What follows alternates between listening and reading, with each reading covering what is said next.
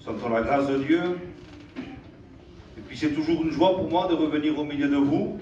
Il y a certains visages que je reconnais, je les vois encore ce soir, je bénis Dieu.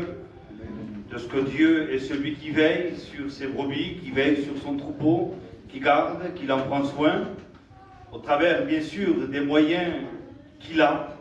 Et bien sûr, pas de problème, Dieu nous garde par les frères, et Dieu nous garde en particulier par les ministères.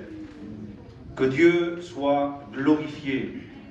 Voilà, ce soir, eh bien, je voudrais partager, bien sûr, avec vous, un texte de la parole de Dieu.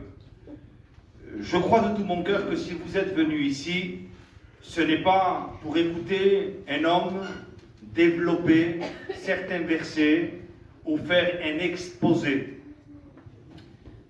Je crois que si vous êtes venus ici en particulier, c'est parce que vous croyez qu'il y a un Dieu vivant. Amen.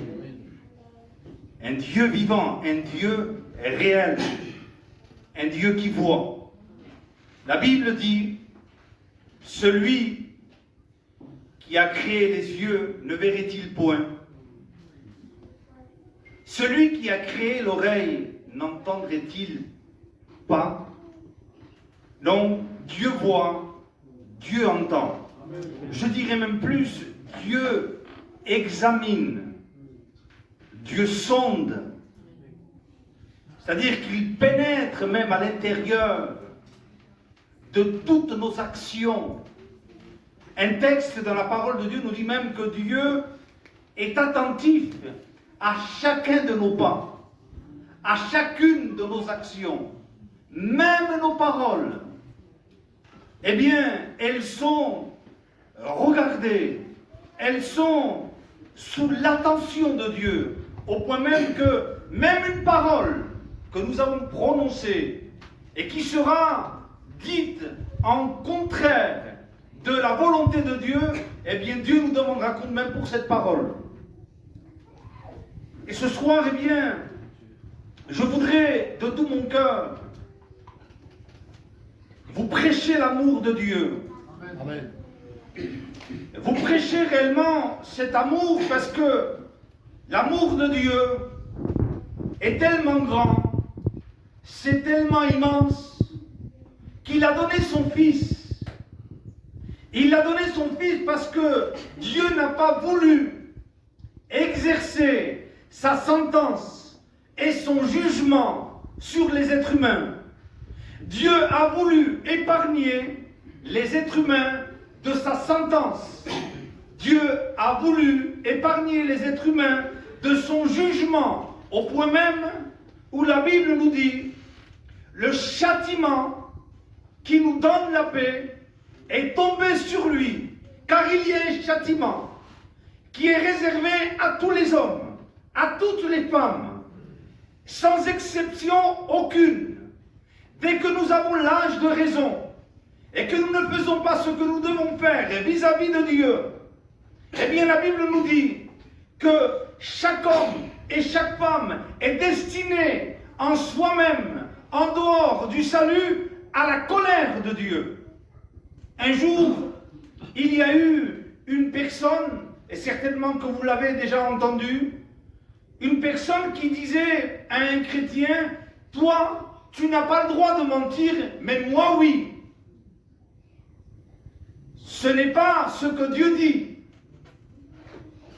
Tu n'as pas le droit de pécher, et avec tout le respect que je vous dois, tu n'as pas le droit de tromper qui que ce soit. Tu n'as pas le droit de dire quelque chose qui n'est pas vrai à qui que ce soit un chrétien ou que ce soit un non-chrétien. Nous n'avons pas le droit de pécher. Personne sur la terre a le droit de pécher. Dieu n'a jamais donné l'autorisation. Dieu n'a jamais donné la liberté à l'homme de pécher. C'est faux. Dieu a interdit. Et ce soir, eh bien, je voudrais qu'on regarde de plus près certaines actions de Dieu, la pensée de Dieu. La pensée de Dieu, elle ne se trouve pas, eh bien, chez un homme. Mais Dieu nous a donné sa parole pour que les hommes puissent voir la pensée de Dieu et la transmettre. La pensée de Dieu, elle se trouve là. Ce livre est la vérité. Ce livre, c'est le livre de Dieu. C'est le livre inspiré de Dieu. Il n'y a point d'erreur ici. Il n'y a rien à redire sur ce livre. Ce livre est entièrement la parole de Dieu. On ne peut pas se tromper. Cette parole, c'est la lumière pour tous les êtres humains. Et ce soir, je voudrais partager avec vous, eh bien, la parole de Dieu. Car c'est surtout d'elle que nous avons besoin. Croyez-moi qu'il n'y a que la parole de Dieu qui arrive à saisir nos cœurs. La parole de Dieu, elle est vivante. Et à chaque fois que la parole de Dieu est annoncée, c'est vraiment particulier parce qu'elle part avec une mission. La parole de Dieu est vivante et elle part avec une mission. Elle ne revient jamais à lui sans produire son effet. Et chaque être humain, chaque homme, chaque femme, chaque jeune qui est face à la parole de Dieu avec un cœur ouvert, trouvera à un moment donné, eh bien, un sentiment assez particulier, parce que seule la parole de Dieu pénètre à l'intérieur de l'âme. Seule la parole de Dieu vient pénétrer dans les endroits les plus cachés du cœur de l'homme et de la femme. Il n'y a que la parole de Dieu qui fait cela. Combien de fois, sans vouloir m'étendre sur ceci, mais combien de fois je n'ai pas vu des gens venir me voir et me dire, mais pasteur, tu as dévoilé ma vie. J'ai dû dire à ces personnes, je n'ai pas dévoilé ta vie, parce que ta vie, je ne la connais pas. Mais il y a quelqu'un qui te connaît. Il y a quelqu'un qui est venu te parler ce soir. Et c'est lui qui a dévoilé ton cœur. Oui, la parole de Dieu, elle vient réveiller l'âme.